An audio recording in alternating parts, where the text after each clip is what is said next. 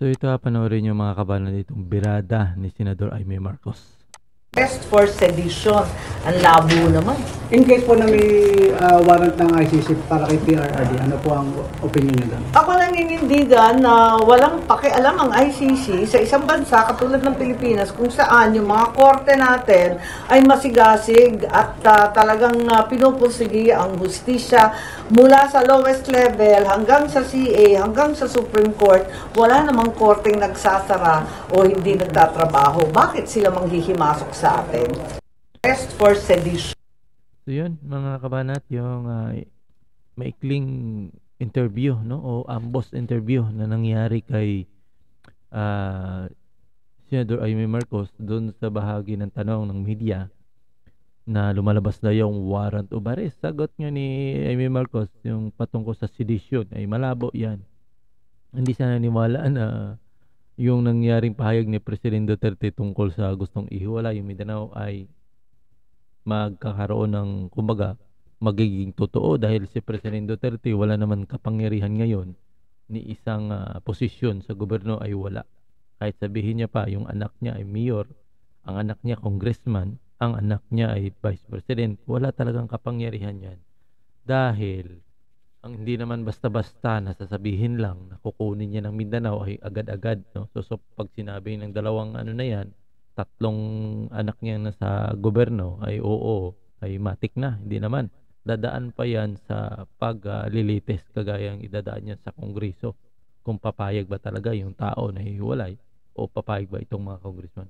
Palagay nyo, papayag yung mga congressman? Palagay nyo, pag nagpasabayan si Presidente Duterte ng nagpasabayan, halimbawa gagamitin si Pulong Duterte, magpapasaw, gusto ko ihiwala yung Mindanao, pipirma ba kaagad yan yung 300 na piraso ng mga congressman? Pipirma ba kaagad yung mga senador? Hindi hindi yan pipirma, at saka hindi yan mangyayari na maihiwala yung Mindanao sa bansang Pilipinas. Yan ay kahit ano pang sabihin ni Presidente Duterte, yan ay walang katotohanan, hindi talaga mangyayari, kaya wag dapat seryosohin. Ang problema, itong mga dating mga kalyado niya, dating mga kabinete niya ay mga balingbing. Alam naman nila na ang sinasabi ni Presidente Duterte ay walang pag-asang mangyayari, pero sinasakyan talaga. Papasikat lalo na itong si Anyo mga kabanat, no? So, yung sinabi naman ni Senador Aimee Marcos patungkol sa ICC, tama naman talaga yun. Wala naman talagang basihan kaya bakit papasok ditong ICC. Ang nakikita dyan, ang nakikila ng ilan dyan, nakikita ko rin, ayan ay ginagamit nila para as politika talaga, na gusto nila talagang durugin, gusto nila talagang bayuhin, dugmukin itong mga Duterte talaga. Yan ay preparasyon mga kabanat sa darating na eleksyon talaga sa higher level, itong 2020 election for president talaga. Preparasyon yan kasi mahaba-haba na panahon ng gugulo nila para durugin gusto nilang durugin itong presidente. Kasi kung naidadaan natin sa sinasabi nila na si Presidente Duterte dapat ang makulong kasi siya yung naglungsad ng war on drug, at ngayon nga ay gusto nilang palusutin na si Sara Duterte pala yung may utak nitong tukhang o plantokhang na ito. Ay di ba? Nakikita mo yung galawan ng mga kumbaga mga galawan ng mga loser na mga politiko. Ginagamit nila itong ICC, at ito namang ICC nagpapagamit mga kabanat, no?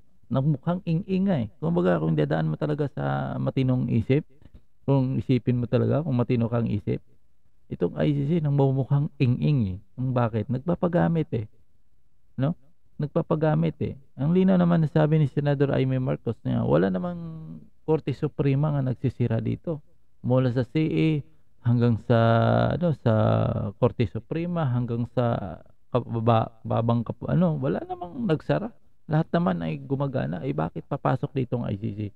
Yun nga, sinisikap nitong mga anti-Duterte para kunwari madiskaril. Nakita niyo bang birada nila ngayon? Dati si Presidente Duterte lang yung sinampa nila ng kaso sa ICC, no? Matagal na panahon nang nagsampa sila na presidente pa si di ba? To parang mayroon na silang kahilingan dahil sa war on drug. Kasi siyempre, itong mga head ng mga ang droga kasi mga kabanat isang malaking organization niyan eh, big time. Iba siguro mga politiko pa yung may hawak niyan, mga kabanat, no? Yan ay ano lang, no? Speculation natin at pananaw, no? Tapos, itong si Presidente Duterte dahil maraming nasagasaan, di ba? Maraming nasagasaan, ayun nga, no? Ginagamit nila yung ibang mga paraan para makaganti kay Presidente Duterte. Natatakot kasi sila in case na makabalik naman yung Duterte sa pamumuno. Kasi alam natin kung hindi nila matibag, no, itong Duterte, once nga tumakbo ito sa darating na eleksyon, tapos ang maligayang araw na naman nila kasi for sure itong war on drug ay ibabalik na naman ito ng mga Duterte. Ngayon, 'di ba, napabayaan itong war on drug si President Bobo Marcos ay binansagan pa nga ito ni President Duterte na bangag. May bangag tayong presidente. Kasi aligasyon ni President Duterte na itong si President Bobo Marcos ay humihit-hit ito ng pinagbabawal na gamot. No, hindi naman bagong bagay 'yan dahil na kung nakaraang eleksyon ay mayroon naman talagang binabanggit si President Duterte. Nga sinasabi niya nga mayroong isang sikat, no?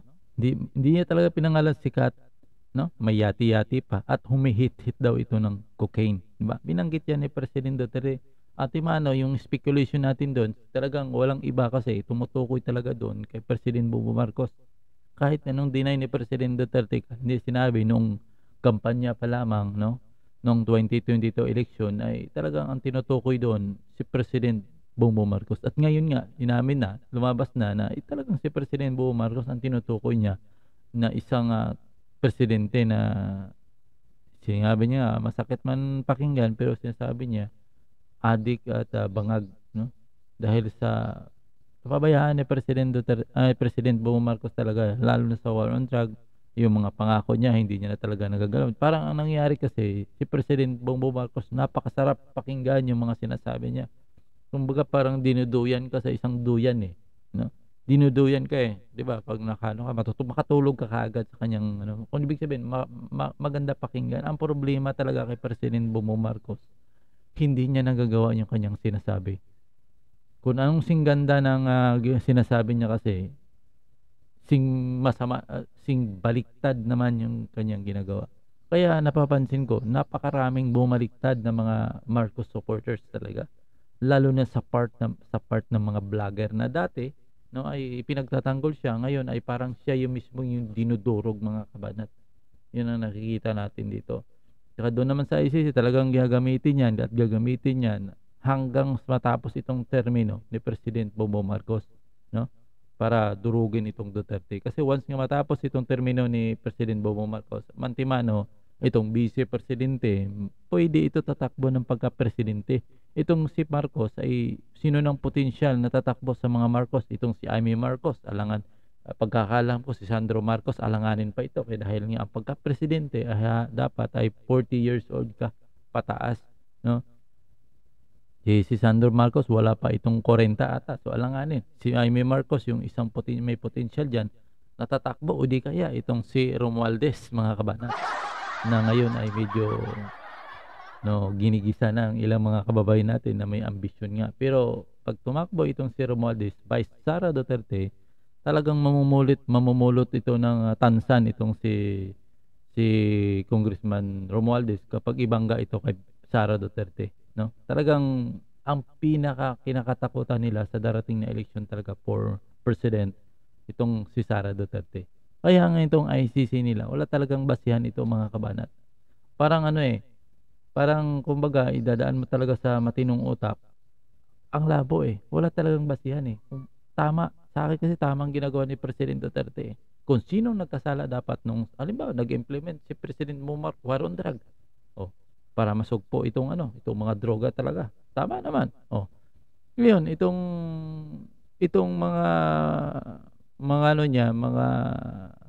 mga kapulisan niya na niya diyan, ay dapat sila talagang mananagot doon. Tapos tunayan, napakaraming mga pulis ang nakukulong nasampahan ng murder. Hanggang ngayon napriso. So ano pang hahanapin itong ang gusto kasi nila, ang tirahin si President Duterte. Parang parang ganito yung nangyari, mga kabanat So isang pamilya may 6 kayong anak. Itong isa mong anak, pangalan natin, halimbawa, ang anak mo ay si Pedro. Tapos ang pangalan ng tatay si Juan. Ngayon itong si Pedro nakabangga ng bata. Tapos yung bata, halimbawa, nasawi, no, sa pagmamaneho ng sasakyan o ano bang dala niyang sasakyan. Ngayon ang gusto nitong mga pulis, kumbaga itong nakabangga, ang nabanggaan niya. Ang gusto ng nabanggaan niya, no, ang huhulihin itong tatay. Pwede ba 'yon? Pwede ba 'yon, mga kabanat? 'Di ba hindi pwede? Si Pedro ang nakabangga bakit si Juan ang hulihin mo, yung tatay? 'Di ba ang manugot dapat yung nakabangga? Ito yung nga nangyayari sa war on drug, 'di ba? Yung halimbawa na napatunayan ng mga pulis ng mga eskalawag na ginamit nila ang kanilang posisyon para maglinis ng kanilang baho, baga tinatumba nila. Hindi naman sinasabi yung mga for sure, hindi naman talaga kahit ano kasamaan taang pulis, hindi naman talaga kumikitil ang buhay yan kung hindi involved sa kanila. Nga lang, mali ang kanilang paraan.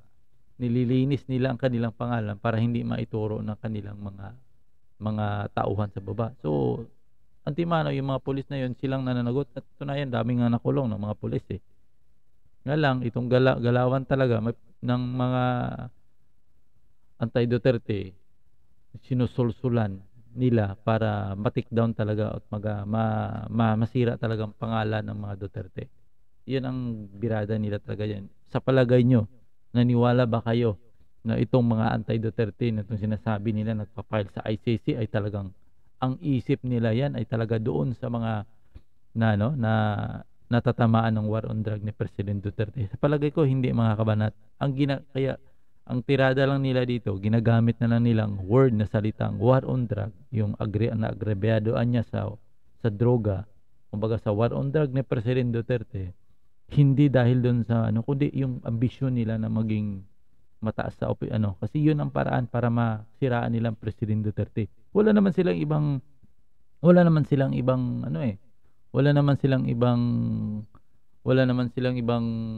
paraan para masira ang pangalan ng President Duterte. Ito lang talagang war on drug. Bagamat alam naman natin yung war on drug ni President Duterte, napakaraming successful yan at marami din kababayan natin natutuwa dyan sa war on drug ni President Duterte dahil maraming nabagong buhay dyan. Ang iba, yung mga taong matino na potential na magbagong buhay at talagang umiiwas sa iba pinagbabawal na gamot. Ang iba, talagang yun, nasawi nga dahil ang iba, talagang maraming lumalaban doon sa war on drug.